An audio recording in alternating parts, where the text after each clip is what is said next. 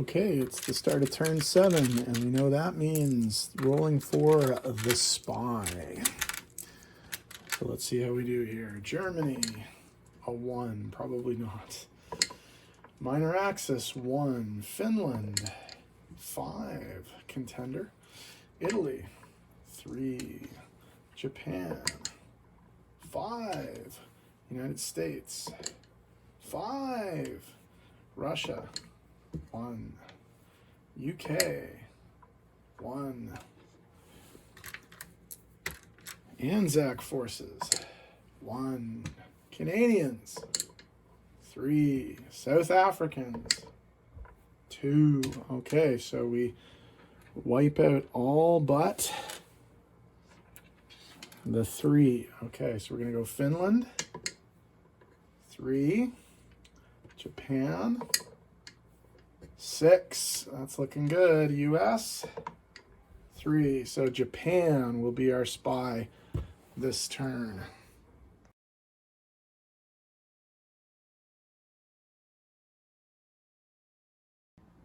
Okay, welcome to turn 7.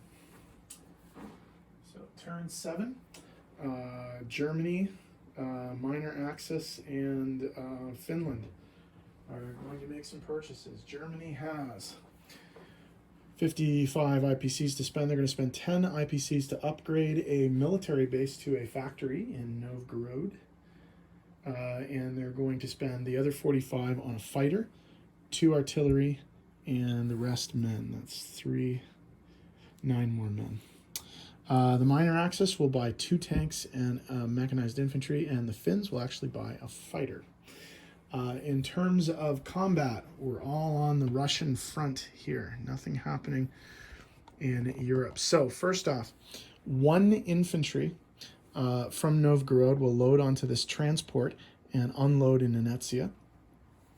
1 of the Finnish tanks from Novgorod is going to blitz Archangel and Vologda. Smolensk will be attacked with 2 infantry and 1 artillery from Belarus. And then all of the German and Finnish tanks and the German mechanized infantry from Novgorod. Bryansk will be attacked with 2 artillery and 5 infantry from the Minor Axis powers, and then 4 tanks from the Germans.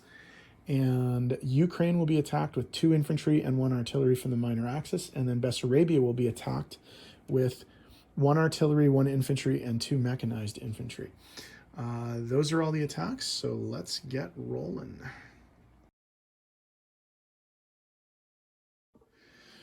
Okay, in the battle for Bryansk, the Romanians are coming in with 5 infantry, 2 of which are supported by an artillery, and the Germans are coming in with 4 tanks. So that's 3 1s, 4 2s, and 4 3s. This is overkill, but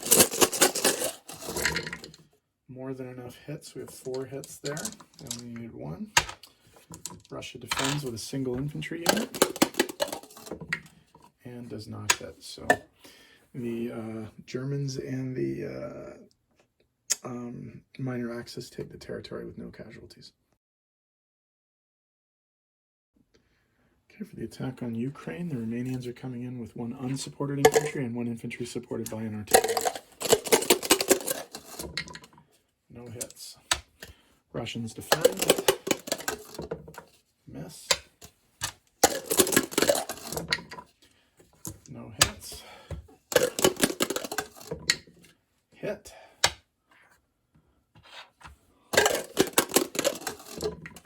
Hit. So they will take the territory.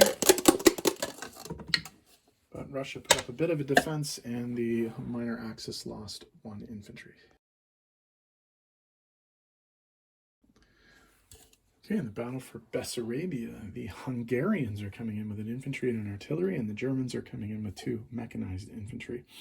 So we have 2 unsupported infantry units and 1 supported infantry unit and an artillery. That's 2 2s, 2 1s. 1 hit versus an infantry and an artillery for the Russians. 2 misses. 3 hits. Where was that first round? So the minor Axis and the Germans take the territory with no casualties. Okay, in terms of the non-combat, the 2 subs in C-Zone 109 are going to move to C-Zone 112. The 2 subs in, C-Zone 1, whatever the hell this is, 114, are going to move to C-Zone 112 as well. The naval contingent in C-Zone 127 up here, with the exception of this one transport that dropped this guy off, all of these guys are going to move as well to C-Zone 112, loading up 3 artillery and 2 infantry and dropping them off in Western Germany. To continue the naval movements, this cruiser will be placed in C-Zone 104 as a blocker. And then we're going to start moving some stuff on the land. All of the forces in Holland, Belgium, so that's 4 infantry and 1 anti-aircraft artillery, are going to move into Normandy, Bordeaux. 2 infantry and 1 anti-aircraft artillery from Normandy, Bordeaux are going to move into southern France. Oh, wait a minute. I can rail these guys, can't I? I will rail all 3 of those guys, actually, into... or all 5 of those guys actually into southern France as well. These 2 tanks will move 2 into France. Let's keep looking at movement here. The 2 tanks in, where are these guys? Karelia, I guess, or were they in Finland? I think they were in Finland. We'll move 2 into Novgorod. 3 of the artillery from Novgorod will move into the Baltic states. The other 3 plus the anti-aircraft will move into Belarus. The anti-aircraft that was already in Belarus will move forward into the newly conquered territory of Smolensk. The infantry, or the anti-aircraft artillery in western Ukraine will move into Bryansk. The infantry from Romania, which I guess could have participated in the Bessarabia attack, will move there. The 2 tanks, the 2 German tanks, the 1 Romanian tank and the 2 Romanian mechanized infantry will move south to Greece. And the 2 strategic bombers from Turkey will move 4 from Turkey to Western Germany. I think that is all the movement. So I'll tidy up the board and we'll come back with placement and money.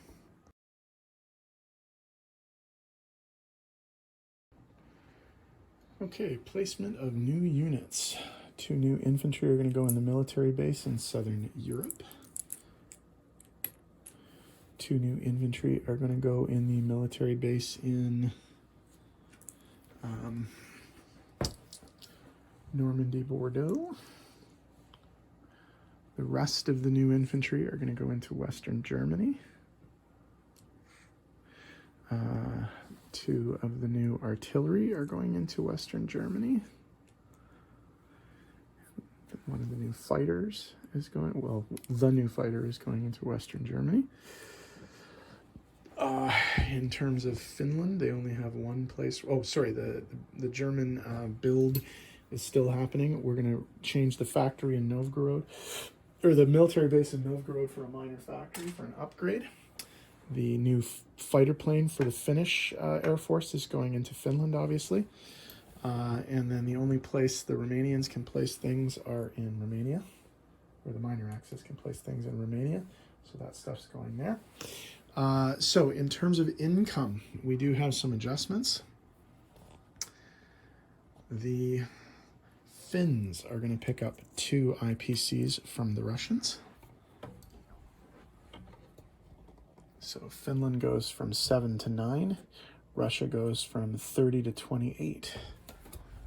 The minor Axis are going to pick up 2 from the Russians, plus they get Bessarabia, which is not worth anything on this map, but they still pick it up as a territory. So that's 2 plus 2. So they were at 12. They're going to be at 14. And the Russians are down to 26. And finally, the Germans are going to pick up 2 for Bryansk and Smolensk, also from the Russians. So, oops. Germany goes from 37 to 39, and Russia goes down from 26 to 24. So, oh,